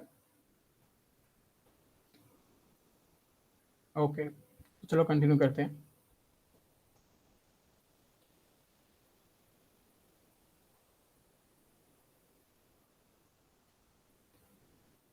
मैंने बताया जैसे कि लोड बैलेंसिंग जो लोड को बैलेंस करता है वो किसी पर्टिकुलर कंडीशन के ऊपर बैलेंस करता है। तो अब वो ये भी हो सकता है कि ट्रैफिक के ऊपर कि ट्रैफिक क्या यूजर क्या एक्सेस करना चाह रहा है उस बेसिस पर डाइवर्ट कर दे। तो ये एग्जांपल है कंटेंट बेस्ड लोड बैलेंसिंग। जैसे कोई यूजर आया अपने पास अपने क्रोम ब्राउजर से या किसी भी ब्राउजर से लोड बैलेंसर के पास, तो वो सर्विस लोड बैलेंसर उससे पूछेगा कि तुम्हें कौन सी सर्विस एक्सेस करनी है, तुम्हें वीडियो देखना है या फिर टेक्स्ट पढ़ना है या फिर क्या करना है। तो जैसे जो टेक्स्ट वाला और डिफॉल्ट सामान है वो सारा इंस्टेंस ग्रुप 1 पे मतलब सर्वर 1 पे है, और जो वीडियोस हैं और या फिर जो भी वीडियो से रिलेटेड चीज़ें हैं वो सर्विस 2 पे हैं, सर्वर 2 पे हैं। तो जो भी अगर कोई वीडियो देखना चाहेगा तो डेफिनेटली उस सर्वर 2 पे भेजेगा, और कोई और कुछ काम करना चाहेगा तो सर्वर 1 पे भेजेगा। तो इससे फ़ायदा क्या होगा, जो ट्रैफिक है वो डाइवर्ट भी हो जाएगा अपने आप, और जो यूज़र एक्सेस करना चाहता है उसको वही सर्विस अवेलेबल होगी, उसको एक्स्ट्रा सामान नहीं दिखाएगा, तो कोई इतना इशू नहीं आएगा यूज़र को भी, और वो सिंपली अपनी सर्विस को एक्सेस कर पाएगा। तो यही होता है इन लोड बैलेंसर का काम। वो क्या करता है, लोड को अपने अलग अलग सर्वर्स जो भी डिप्लॉयड होते हैं उस पर डाइवर्ट कर देता है। अब वो कंडीशन कुछ भी हो सकती है, लोड बैलेंसर कुछ भी किसी भी बेसिस पे कर सकता है, जैसे मैंने बताया रीजन के बेसिस पे कर सकता है, या तो जैसे नियरेस्ट रीजन पे भेज दिया ट्रैफिक। कंटेंट के बेस पे भी कर सकता है कि उसको ये वीडियो एक्सेस करनी है तो वीडियो पे भेज दिया, या फिर टेक्स्ट पढ़ना है तो टेक्स्ट पे भेज दिया, और भी सारे कंडीशंस होती है। और वो डाइवर्ट करने के लिए मल्टीपल एल्गोरिथम्स का यूज़ करता है, काफ़ी सारे एल्गोरिथम्स होते हैं यूज़ करने के लिए। वो अपन आगे देखेंगे, कभी फ्यूचर में देखेंगे कभी कौन कौन से एल्गोरिथम्स होते हैं और कैसे कैसे काम करते हैं। और ये ध्यान रखना कि सॉफ्टवेयर को वो load balancer software based device होता है, कोई हार्डवेयर डिवाइस नहीं होता। लोड बैलेंसर एक सॉफ्टवेयर बेस्ड सर्विस होती है जिसकी अपन कॉन्फ़िगरेशन फाइल्स लिखते हैं कि इस कंडीशन पे इस सर्वर पे भेजो तुम, और ये कंडीशन फुलफिल हो तो इस वाले सर्वर पे भेजना है ट्रैफिक। तो लोड बैलेंसर के फायदे मैं दोबारा बता देता हूँ। सिंगल आईपी एड्रेस होता है और मल्टीपल चीज़ें होती हैं, और भी मल्टीपल होते हैं कि मल्टीपल रीजन्स में डिप्लॉय कर रखा होता है, और काफ़ी सारे जो भी अपन ने डिस्कस करें, ये सारे फायदे होते हैं लोड बैलेंसर के। अब लोड बैलेंसर से रिलेटेड भी एक अपनी लैब है, उस पर चलते हैं अपन। पहले तो ये बताओ, लोड बैलेंसर पे अभी किसी को कुछ डाउट हो या कुछ भी माइनर सा भी डाउट हो, या किसी को कुछ पूछना हो लोड बैलेंसर से या आईएएम से रिलेटेड, किसी को कुछ भी पूछना हो? चलो फिर लैब पे चलते हैं। तो ये वाली लैब है अपनी, ये फर्स्ट वाले क्वेस्ट में ही है, तो मैं आई होप कि सबने कर लिया होगा फर्स्ट वाला क्वेस्ट बेसिकली, क्योंकि फर्स्ट वाला क्वेस्ट तो अभी तक कर ही लेना चाहिए का टाइम के अकॉर्डिंग। तो फर्स्ट वाले लोड बैलेंसर में जो फर्स्ट वाले क्वेस्ट में ये लैब है, उसमें अपने को कराया क्या क्या है वो देखते हैं अपन। पहले वही अपन क्लाउड कंसोल पे जाएंगे, क्लाउड शेल को एक्टिवेट करेंगे, वही करेंगे। फिर उसके बाद क्या है, जो डिफॉल्ट जोन है और डिफॉल्ट रीजन है जिस पे अपन को लोड बैलेंसर डिप्लॉय करना है और सर्वर्स डिप्लॉय करने हैं, वो सेट करवाएगा ये अपने से, इस कोड के थ्रू सेट कर सकते हैं अपन। फिर जैसा मैंने बताया कि मल्टीपल सर्वर्स चाहिए होते हैं जिस पे ट्रैफिक डाइवर्ट होगा, तो ये मल्टीपल इंस्टेंसेस बताएगा। जैसे अभी पीयूष ने बताया था कि वर्चुअल मशीन इंस्टेंसेस बनाने होते हैं, तो server basically virtual machine instance पे ही काम करता है। सर्वर की कोड डिप्लॉय कर देते हैं अपन इंस्टेंस पे और सर्वर बन जाता है वो। तो ऐसी मल्टीपल इंस्टेंसेस बनाएंगे अलग अलग नाम से, www1, www2, www3, जिसके ऊपर ट्रैफिक डिप्लॉय कर सकें। फिर उसके ऊपर ट्रैफिक भेजने के लिए रूल बनाएंगे। एक फायरवॉल रूल होता है कि ये वाला ट्रैफिक ही जाएगा उस इंस्टेंस पे और ये वाला ट्रैफिक नहीं जाएगा। जैसे मैंने बताया कि पर्टिकुलर ट्रैफिक ही डाइवर्ट होना चाहिए इस इंस्टेंस पे और कोई ट्रैफिक नहीं आना चाहिए। तो यही अपन ने सबसे पहले 3 इंस्टेंस बना लिए। फिर लोड बैलेंसर सर्विस, जैसे मैंने बताया कि वो एक सॉफ्टवेयर सर्विस होती है, तो पहले उसको डिफाइन करना पड़ेगा कि इस रीजन में लोड बैलेंसर बनाओ। ये देखो ये रीजन वाली कमांड है, रीजन दे रखा है यूएस सेंट्रल 1 में अपन बनाएंगे, और ये लोड बैलेंसर का नाम दे रखा है कि ये नाम रखो लोड बैलेंसर का। फिर उसको चेक करेंगे कि वो ढंग से काम कर रहा है या नहीं काम कर रहा है हेल्थ चेक से। और टारगेट पूल्स होते हैं कि इसमें ये वाले टारगेट का ही रहेगा, इसका इस पर यही ट्रैफिक आना चाहिए। फिर वही फॉरवर्डिंग रूल, उसके फॉरवर्डिंग रूल जो है बनाया था अपन ने, वो उसके ऊपर अप्लाई कर देंगे लोड बैलेंसर के ऊपर। फिर अपन वर्चुअल मशीन के थ्रू ट्रैफिक भेजेंगे अपने लोड बैलेंसर पे, जिससे कि अपन टेस्ट कर सकें। सबसे पहले तो लेकिन जो अपन ने अभी सर्विस बनाई थी, लोड बैलेंसर बनाया था, उसको सिर्फ कॉन्फ़िगर किया था अपन ने, अभी डिप्लॉय नहीं किया था। तो लोड बैलेंसर बनाने के लिए पहले अपने को टेम्पलेट बनाना होता है। टेम्पलेट मतलब ऐसे समझ लो कि डिप्लॉय करने से पहले एक सैम्पल फाइल सी बनाई है, उसी से मल्टीपल डिप्लॉय हो जाते हैं, तो अपन को बार बार डिफाइन नहीं करना पड़ता। तो एक लोड बैलेंसर डिप्लॉय हो गया। फिर उसके बाद जो इंस्टेंस ग्रुप्स जो अपन ने अभी 3 इंस्टेंस बनाए ना, उसको एक ग्रुप में डाल के इंस्टेंस उस पर डाइवर्ट कर देंगे। इंस्टेंस जो लोड बैलेंसर से कनेक्ट कर देंगे उसको, और ट्रैफिक उस पर डाइवर्ट होना शुरू हो जाएगा। तो यही काम फायरवॉल रूल करता है। ट्रैफिक, जैसे मैंने बार बार बता रहा हूँ कि फायरवॉल रूल उस पर ट्रैफिक डाइवर्ट करने का देखता है कि कौन सा ट्रैफिक कहाँ जाएगा। तो यही है अपना बेसिकली इस लैब में, कि वो यही करता है। तीन अपन ने इंस्टेंसेस बनाए, उसको लोड बैलेंसर से कनेक्ट कर दिया, तो और कंडीशंस लगा दिया अपन ने, लोड बैलेंसर कॉन्फ़िगर कर दिया, फायरवॉल रूल बना दिए, कंडीशन अप्लाई कर दी कि ये वाली कंडीशन फुलफिल हो तो ये वाले सर्वर पे भेजना है, ये वाली कंडीशन फुलफिल हो तो ये वाले सर्वर पे भेजना है। और अगर कुछ भी जो भी बेसिस पे वो करना चाहे वो उस बेसिस पे कर देता है। तो किसी को भी अगर इस लैब में कुछ भी डाउट है किसी को वर्चुअल मशीन में, इंस्टेंसेस में, या फिर लोड बैलेंसर में, आईएएम में, किसी को कुछ भी डाउट है अगर, तो सबको सब क्लियर है? तो ठीक है, पीयूष को मैं देता हूँ दोबारा session. Piyush, hand over to you. अभी किसी को डाउट नहीं है तो एक बार कर लेना, करने के बाद अगर किसी को कोई भी डाउट आता है तो डिस्कॉर्ड पे या ग्रुप पे पूछ सकते हो। और जो मतलब किसी का ये डाउट होगा, पता नहीं कोई बोल नहीं रहा, बस कि भाई भैया कोड इतना सारा है तो कोड का क्या करें। देखो अभी चीजें सिर्फ सीखो कि भाई कंसेप्ट क्या है। अभी तुम्हें पता लगा कि लोड बैलेंसर क्या होता है, ठीक है। अब कोड तो हम धीरे धीरे सीख लेंगे कि भाई चीजें कैसे होती है। पूरा कोड मुझे भी नहीं आता अभी हर चीज का, बट कंसेप्ट तो पता होना चाहिए कि चीजें होती क्या है, ठीक है। तो कोड की टेंशन मतलब कोड हो जाएगा। अब एक लास्ट टॉपिक बचा है जो वैसे टाइम हो गया है, बट थोड़ा सा बेसिक सा दे देते हैं, उसका बाद में तो आएगा ही टॉपिक आगे की लैब्स में। बहुत ब्रीफली बताऊंगा मैं टॉपिक क्या है। स्क्रीन शेयर हो रही? हाँ पीयूष। तो क्यूबरनेटिस लास्ट टॉपिक है हमारा आज का, ठीक है। बट ये बहुत वास्ट टॉपिक है, बहुत बड़ा टॉपिक है। ठीक है, होता क्या है, थोड़ा सा बेसिक्स में समझते हैं। देखो, हमने पढ़ा था कि आईएएस, पीएएस और एसएएस 3 टाइप के सर्विस मॉडल, तो सबका अलग अलग चीजें हमने पढ़ी थी कि भाई आईएएस क्या होता है, एसएएस क्या था, पीएएस क्या था। बट जो क्यूबरनेटिस है ना, ये एक हाइब्रिड मॉडल है। मतलब ऐसा समझते हैं, चलो एक एग्जांपल लेते हैं। आजकल ये बिग बिलियन डेज और ये जो Amazon की सेल्स है, ये सब चल रही है, ठीक है। तो देखो, Amazon का एग्जांपल लेते हैं। मैंने भी ऐसे समझा था, मैं ऐसे समझाता हूँ। Amazon का एग्जांपल लेते हैं।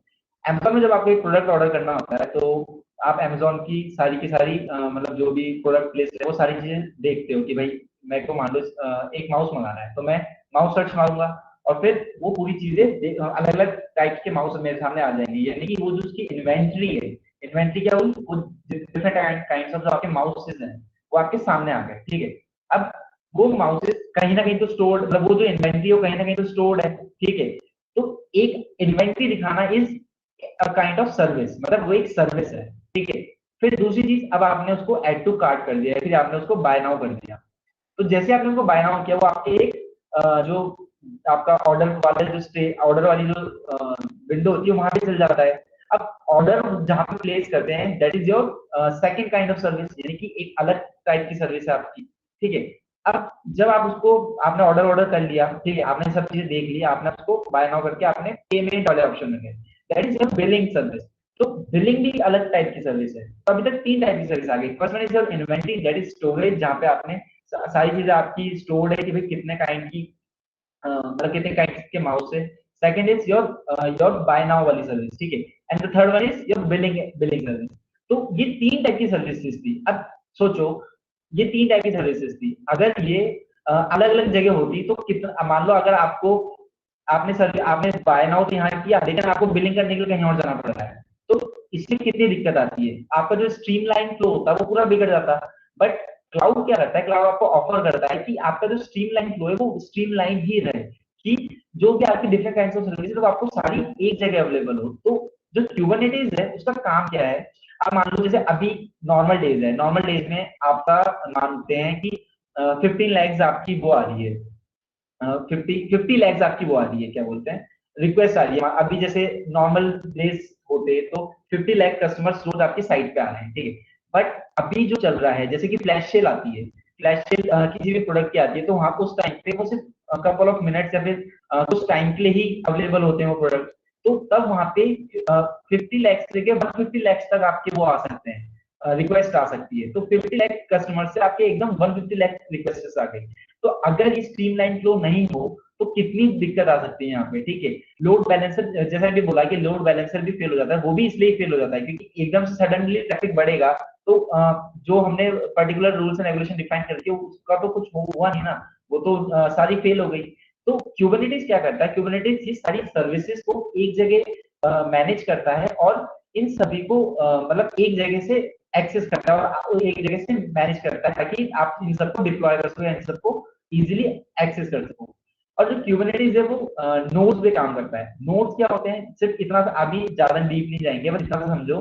नोड्स इज, हमने वीएम पढ़ा, वीएम क्या था, वर्चुअल मशीन।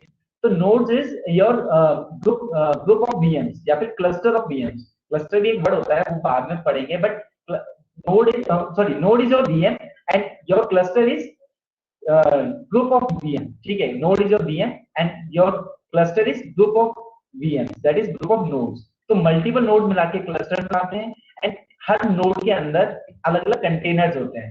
तो ये सब चीजें आप अभी बाद में पढ़ोगे। क्यूबरनेटिस की एक डेडिकेटेड लैब आएगी लास्ट ये आई थिंक क्वेस्ट 3 या क्वेस्ट 4 के अंदर एक डेडिकेटेड लैब आएगी जिसमें पूरा क्यूबरनेटिस पढ़ोगे। बट बेसिकली क्यूबरनेटिस इतना सा ही होता है कि जो मल्टीपल सर्विसेज है उसको आप एक जगह से एक्सेस कर सकते हो, और ये हाइब्रिड इंजन है, ठीक है। मतलब जैसे 3 टाइप के इंजन होते हैं, computer engine, app engine and your Kubernetes. तो कंप्यूटर तो आपका इंफ्रास्ट्रक्चर एज ए सर्विस वाला इंजन होता है, और ऐप इंजन आपका सॉफ्टवेयर एज ए वाला होता है। बट जो क्यूबरनेटिस है वो आपका एक हाइब्रिड काइंड ऑफ सिस्टम है, ठीक है। तो बेसिकली क्यूबरनेटिस का यही काम है अभी कि डिफरेंट काइंड ऑफ सर्विसेज में जो एकदम से जो चीजें एकदम से जो ट्रैफिक आ जाता है, तो उस सबको इजीली मैनेज करे, सब चीजें स्ट्रीमलाइनली मैनेज हो, इसके लिए क्यूबरनेटिस यूज लेते हैं, ठीक है। तो क्यूबरनेटिस सिर्फ इतना सा था, इसमें किसी को डाउट है तो पूछ लो, कुछ भी डाउट है क्यूबरनेटिस में किसी को। क्यूबरनेटिस हम बाद में पढ़ेंगे, लैब भी हम इसकी करेंगे, बट अभी इसके लिए इतना ही काफी है क्योंकि आज का सेशन काफी ज्यादा खिंच गया है, ऑलमोस्ट 1.5 आवर्स हो गए हैं। तो आज का सेशन इतना सही था, और जो एंड तक रहा उसको वापस कांग्रेचुलेशन, लेवल 2 भी अपना पास हो गया। अब बस यही था आज का सेशन, अब अपन बंद कर सकते हैं। और किसी को कुछ भी डाउट है, किसी को कुछ पूछना है, कैसा भी वो पूछ सकता है। अगर किसी को कोई भी लैब करने में कुछ इशू आ रहा हो तो वो भी बता सकता लैब है। में इशू आ रहा है या फिर किसी को क्रेडिट्स में इशू आ रहा है, वो भी पूछ लो। और हेलो पीयूष भैया। हाँ बोलो बोलो। भैया एक क्वेश्चन था कि मान लो मैं कोई एक लैब पूरी कर लेता हूँ, लेकिन मुझे वापस से अगर सीखनी है तो मैं ये 30 डेज के बाद भी सीख सकता हूँ मैं? हाँ वापस सीख सकते हो। देखो लैब करने के लिए आपको सिर्फ क्रेडिट्स ही होते हैं। तो क्या होता है, आपका जो स्टूडेंट आईडी है तो आपको क्रेडिट्स मिलते हैं, और जो गूगल क्लाउड है ये, अगर जैसा अभी आप 30 डेज में पार्ट ले रखा है, तो 30 डेज के बाद भी आपको डिफरेंट डिफरेंट टाइप के कैंपेन्स आएंगे जिसमें आपको क्रेडिट्स मिलेंगे। बस आपको क्रेडिट्स करनी होती है वो लैब ही। और देखो लैब आप सिर्फ जीसीपी ही तो नहीं देख सकते आप लैब के थ्रू, बट आपका जो भी डाटा है वो तो वहाँ पे अवेलेबल रहेगा, हमेशा रहेगा। जो भी आपके वहाँ पे इन्फॉर्मेशन है वो हमेशा वहाँ पे अवेलेबल रहेगी, उस लिंक पे कभी भी जाके आप देख सकते हो। और जीसीबी के लिए भी क्रेडिट्स आपको मिल जाएंगे बाद में। ओके भैया, और जो थैंक यू भैया। फर्स्ट ईयर वालों को जो भी 200 क्रेडिट्स मिले हैं उसकी वैलिडिटी वैसे भी ज़्यादा है, 30 डेज से काफ़ी ज़्यादा है उसकी वैलिडिटी, आपके अगले साल तक वैलिड होंगे, तो आप आराम से एक्सप्लोर कर सकते हो। हाँ, और 200 क्रेडिट्स इनफ कि अगर आपको अगर चाहो ना तो 200 क्रेडिट्स में आपका पूरा 30 डेज हो सकता है, बट एक ट्रैक तो हो ही जाएगा एटलीस्ट। बट आपको अभी चीजें एक्सप्लोर करनी है तो आराम से करो, कोई दिक्कत नहीं। चैट में कोई डाउट है?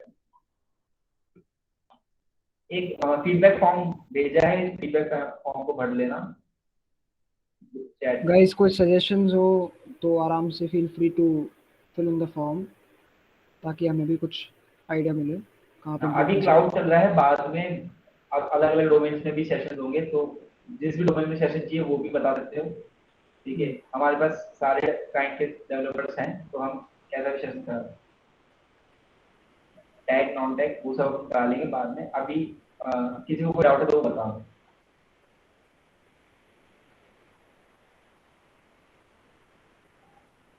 नहीं है किसी को?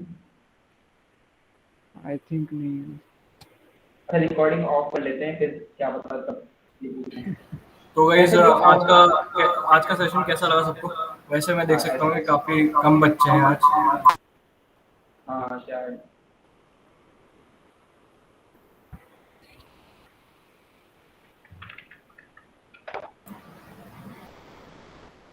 Very informative. All credit goes to Piyush and Kush.